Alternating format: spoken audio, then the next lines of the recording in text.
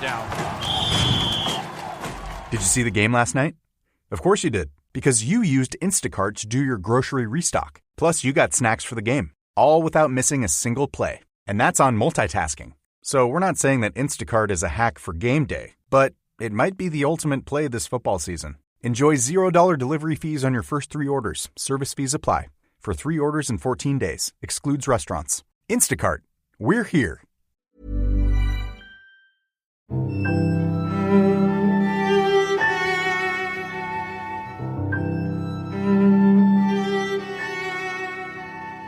Welcome to LitReading. I'm Don McDonald. Racism has always been an ugly part of the human condition. Yet the horrors of racism in America are most undeniably illustrated by the treatment of African Americans, particularly in the South. Here is just a small example of the pain caused by racial hatred in antebellum Louisiana, Desiree's Baby by Kate Chopin.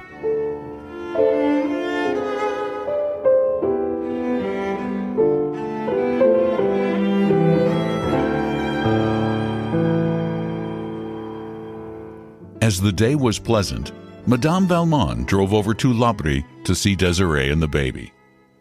It made her laugh to think of Desiree with a baby. Why, it seemed but yesterday that Desiree was little more than a baby herself, when Monsieur, in riding through the gateway of Valmont, had found her lying asleep in the shadow of the big stone pillar. The little one awoke in his arms and began to cry for Dada. That was as much as she could do or say. Some people thought she might have strayed there of her own accord, for she was of the toddling age. But the prevailing belief was that she had been purposely left by a party of Texans whose canvas-covered wagon, late in the day, had crossed the ferry that Cotomé kept just below the plantation. In time, Madame Valmont abandoned every speculation but one, that Desiree had been sent to her by a beneficent providence to be the child of her affection, seeing that she was without child of the flesh. For the girl grew to be beautiful and gentle, affectionate and sincere, the idol of Valmont. It was no wonder, when she stood one day against the stone pillar in whose shadow she had lain asleep 18 years before, that Armand Aubigné, riding by and seeing her there, had fallen in love with her. That was the way all the Aubignés fell in love, as if struck by a pistol shot.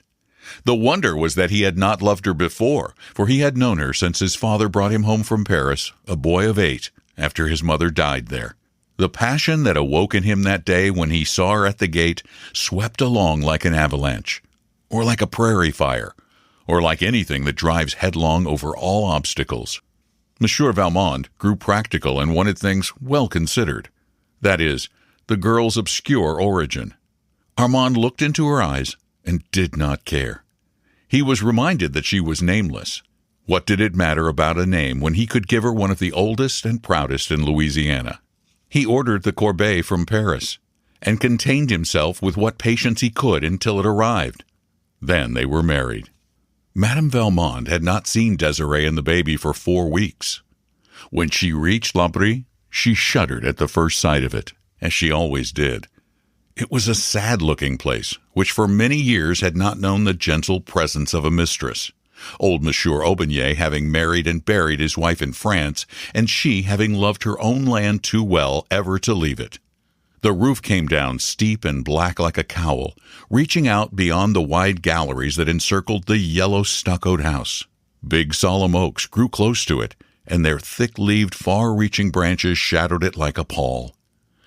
Young Aubigné's rule was a strict one, too, and under it his Negroes had forgotten how to be gay, as they had been during the old master's easy-going and indulgent lifetime. The young mother was recovering slowly and lay full length, in her soft white muslins and laces, upon a couch. The baby was beside her, upon her arm, where he had fallen asleep at her breast. The yellow nurse-woman sat beside a window fanning herself. Madame Valmont bent her portly figure over Desiree and kissed her, holding her an instant tenderly in her arms. Then she turned to the child. "This is not the baby," she exclaimed in startled tones.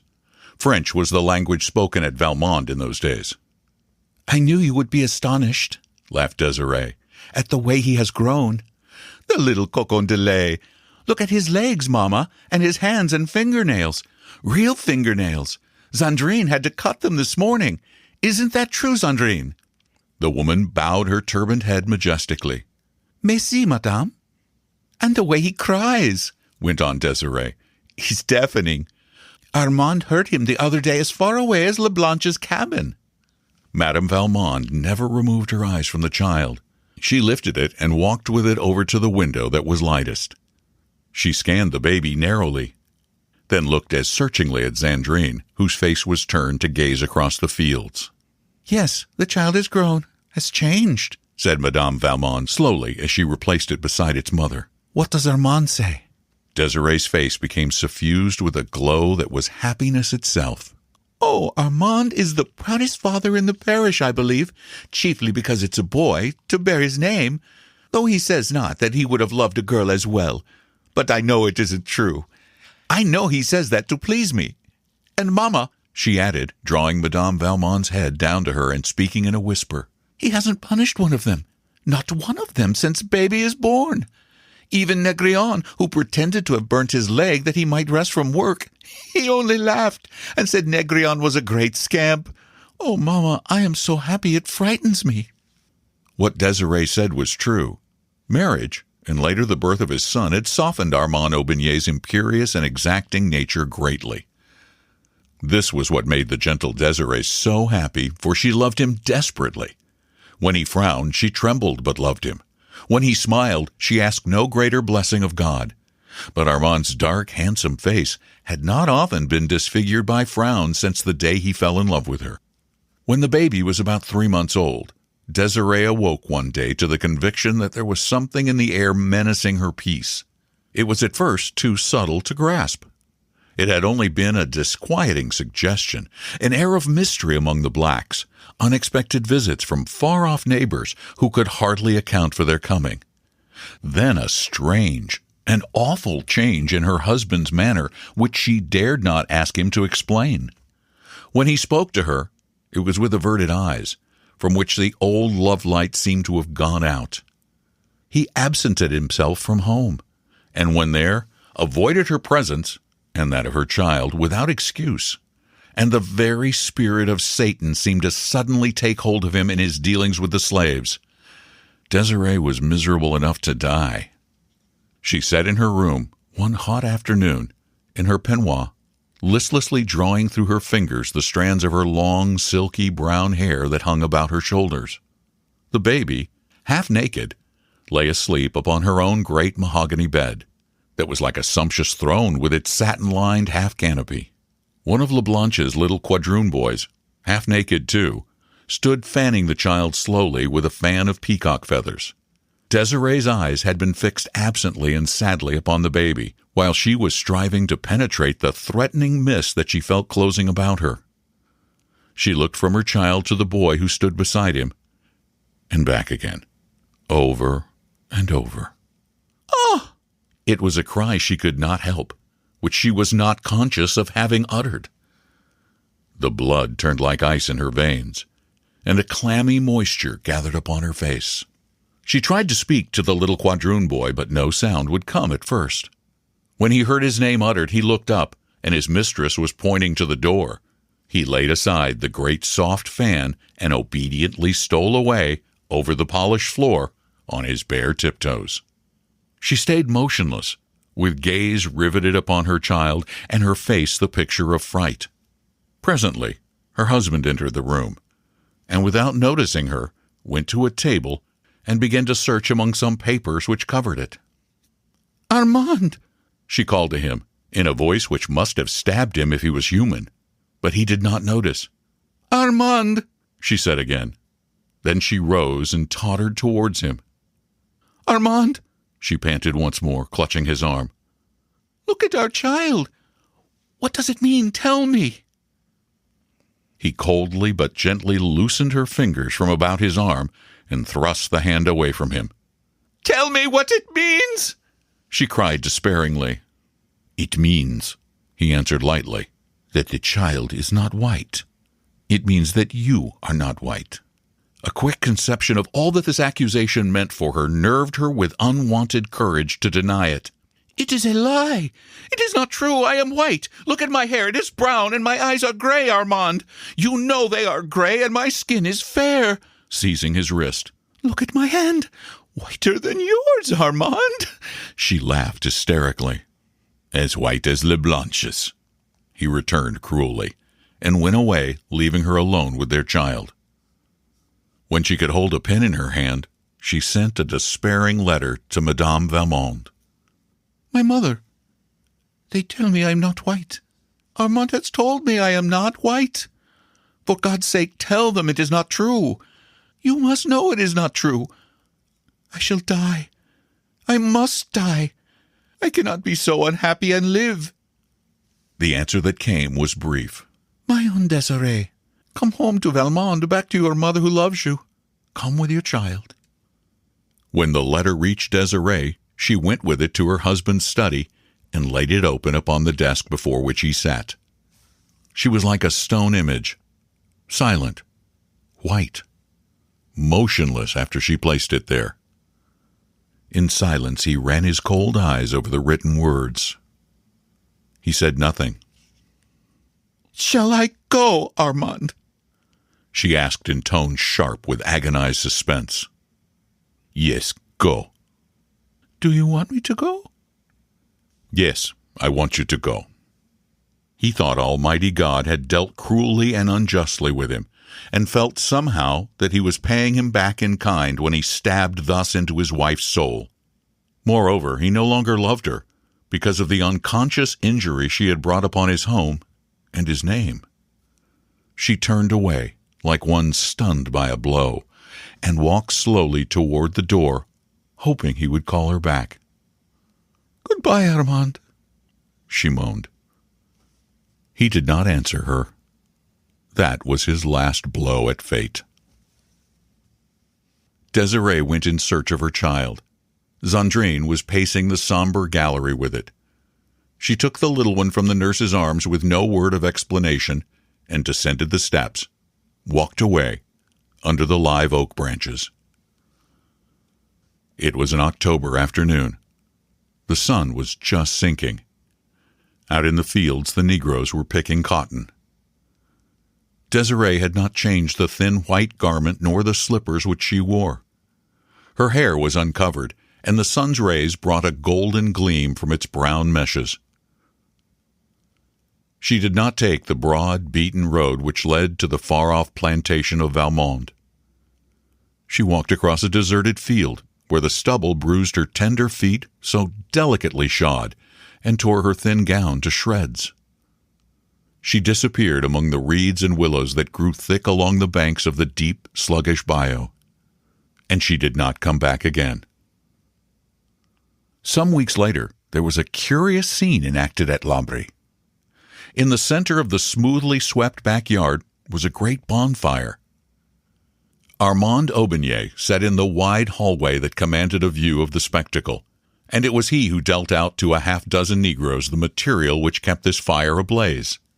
A graceful cradle of willow, with all its dainty furbishings, was laid upon the pyre, which had already been fed with the richness of a priceless layette.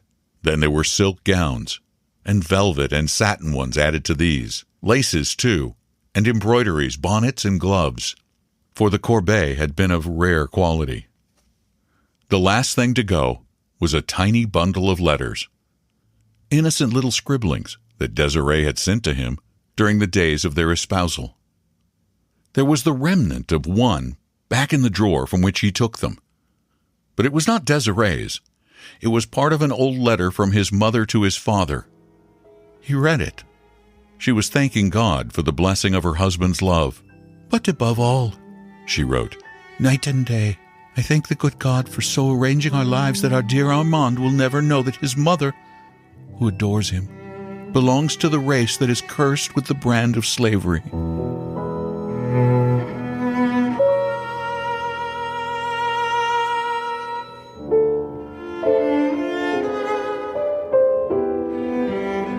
I presented the story exactly as written, as the author, Kate Chopin, lived during this terrible period in U.S. history. Just 5 years after the end of the Civil War, Chopin married a French-American and lived with him for more than a decade in Louisiana. Chopin's writing is as powerful today as it was more than a century ago, providing us with a feel for the time from her perspective.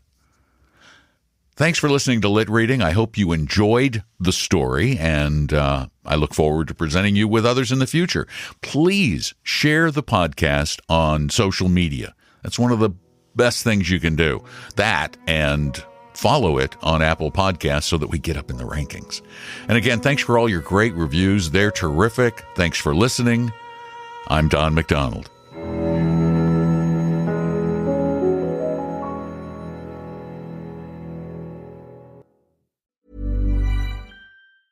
It's James and Fuhad from Shits and Gigs podcast, and we're here to talk about Boost Mobile. Offering reliable nationwide coverage backed by a 30-day money-back guarantee. Love your service or get your money back. No questions asked. Brother, you know how it goes. Obviously, I'm on one provider, you're on another provider. Yes, sometimes I have good signal, you have bad signal, you have bad signal, I have good signal, and I get stressed and I think, shall I change? Is it worth changing? Is it going to make it better? I don't know. I've been with my provider for a long time. Same. It's anxiety-inducing and I don't want the hassle. Well, guys and girls, here's the twist. Boost Mobile gives you the same nationwide coverage and network speeds that you're already used to for way less money. That's right. Boost Mobile gives you unlimited plans starting at just $25 a month. No price hikes, no contracts, no multi-line faff. Just solid coverage and proper value. And if you're sitting there thinking, bruv, this sounds too good to be true, don't worry. You've got a 30-day money-back guarantee. Try it risk-free, and if you don't love it, you get your service fees back. There are plenty of benefits when you switch to Boost Mobile. Together with their roaming partners, Boost Mobile covers 99% of the US population. 5G speeds not available in all areas. So, whether you're scrolling, streaming, or just lost in a group chat, you're covered. Bottom line, Boost Mobile gives you the freedom to save money without sacrificing coverage, and no one's locking you into anything. Visit your nearest Boost Mobile store or find them online at boostmobile.com. That's boostmobile.com. Reliable service, proper coverage, and no stress. Hey folks, it's Mark Marin from WTF. Today I want to talk to you about Boost Mobile, offering reliable nationwide coverage backed by a 30-day money-back guarantee. Love your service or get your money back, no questions asked. Boost Mobile offers the coverage, network speed, and service you're used to, but at more affordable prices. Why pay more if you don't have to? You can get an unlimited plan for $25 a month that will never increase in price, ever. No price hikes, no multi-line requirements, no stress. Visit your nearest Boost Mobile store or find them online at boostmobile.com. After 30 gigabytes, customers may experience slower speeds. Customers will pay $25 per month as long as they remain active on the Boost Unlimited plan.